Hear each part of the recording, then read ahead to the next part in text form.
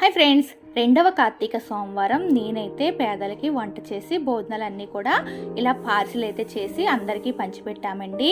మనం ఎన్ని దానాలు చేసినా అన్నదానం కన్నా గొప్ప దానం అయితే ఏదీ లేదండి.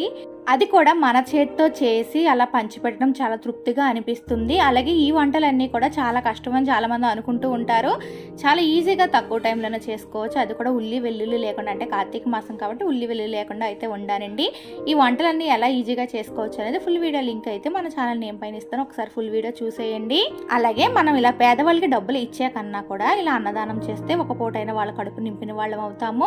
నాకైతే మనీ ఇవ్వడం అయితే అసలు ఇష్టం ఉండదండి. మనీ అంటే అందరూ మంచికే వాడరు, కొంచెం మంది వాళ్ళ వ్యసనాలకు కూడా వాడుతూ ఉంటారు. దానికన్నా మనం ఇలా ఫుడ్ డిస్ట్రిబ్యూట్ చేస్తే చాలా ఆనందంగా ఉంటుంది. అలాగే ఈ వీడియో చూసిన తర్వాత మీలో ఒక్కరికైనా అన్నదానం చేస్తే నేను ఈ వీడియో చేసినందుకు చాలా ఆనందంగా అనిపిస్తుందండి. మీరు కూడా ఒకసారి ట్రై చేసి చూడండి, మీకు ఎంత ఆనందం అనిపిస్తుంది అనేది మీకే తెలుస్తుంది.